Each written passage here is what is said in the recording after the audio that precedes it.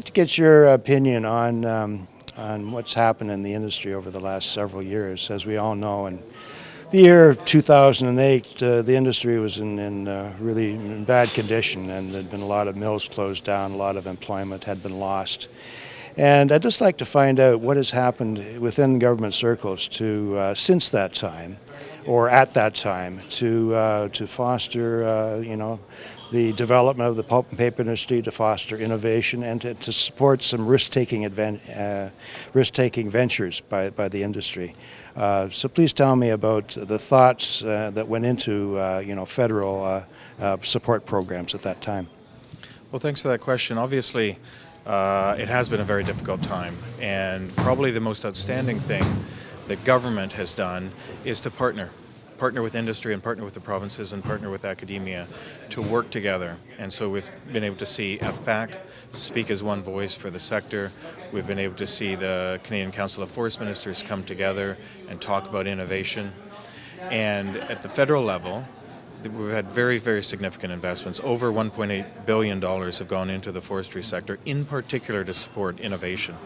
And so the federal government, working with industry, did a number of things. First of all, it built FP Innovations by bringing together three previous research institutions, by contributing from the Canadian Forest Service, the Canadian Wood Fibre Centre, 60 of our best research scientists. In addition, strategic decisions were made about kind of what to do and where to invest, and decisions were made about investing in transformative innovation, in growing the wood market at home into non-traditional uses such as mid and high-rise buildings, and then finally to growing markets overseas. And so we've seen remarkable success in both expanding the market here and in the United States into new areas. We've seen great transformative growth into China, and through FP Innovations and a number of other spaces, including kind of academia and the Fibre Network, we're seeing a lot of innovation and a lot of new products coming along. And the Government of Canada has particularly supported that through the IFIT program, Investments in Forest Innovation Transformation. A colleague of mine in a pulp and paper company once told me that the Green Transformation Fund was one of the most cost-effective and best subscribed to programs that he has ever seen. And I'd just like you to comment on that and how it was such a success. Well, one of the best comments I heard, or compliments, was actually from a CEO of a pulp producing company that didn't get any money because they didn't produce black liquor. And that CEO made the comment that it was one of the best, most efficient, well-designed programs ever. And so for a CEO that didn't get money to say that, I think that's a real positive. The success was really built around working with industry, and so the CFS brought folks in from the industry. It therefore designed a program that would work with industry, that would do what was needed, and would ensure that the investments went into firms and into factories as opposed to corporate bondholders. And so that money, of the $1 billion, only $1 million was not spent. So remarkable success in terms of that. Basically, there was no lapsed money. Environmental assessments had to be done, consultation with First Nations. All of that was done in a space of 3 years for a very, very successful program, and the outcomes were very significant for the industry.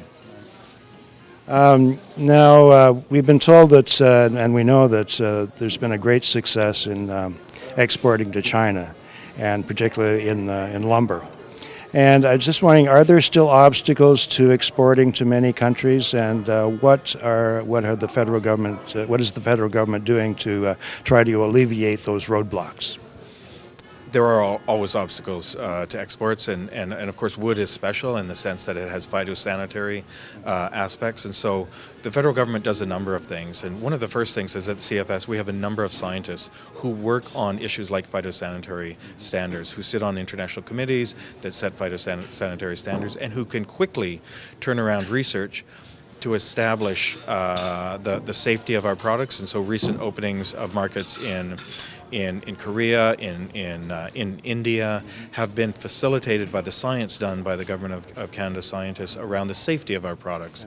In addition to that, we work through obviously our embassies and Foreign Affairs and Development Canada, but what's I think particularly unique about the sector is something called Canada Wood. And so under Canada Wood is sort of an umbrella organization that brings together a lot of subsectoral organizations to promote export market development, and the provinces pitch in too.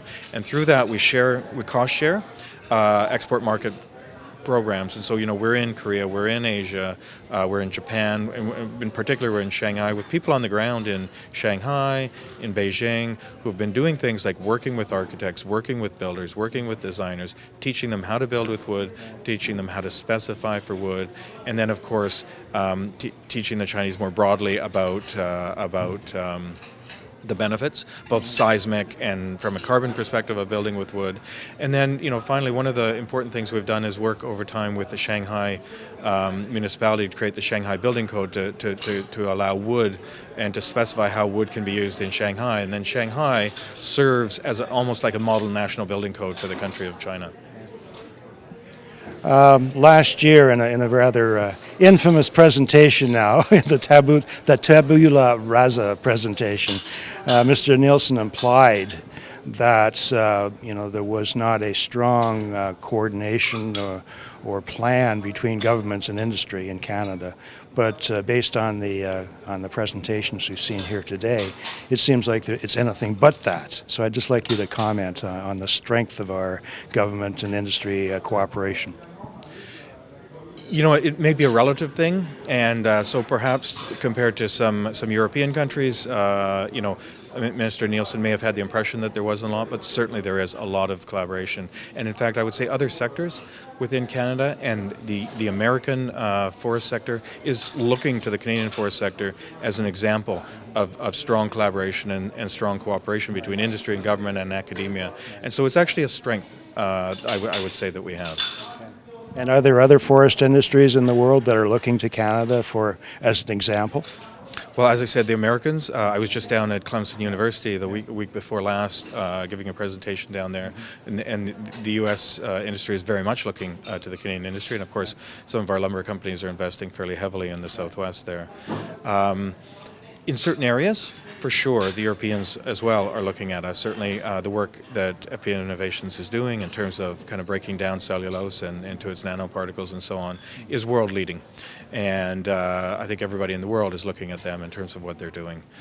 That's not to say that the Europeans aren't doing a lot themselves, and we always have a lot to learn from them, but certainly Canada has come a long way. Okay. Well, we have a lot to look forward to in our industry. Thank you very much. Thank you.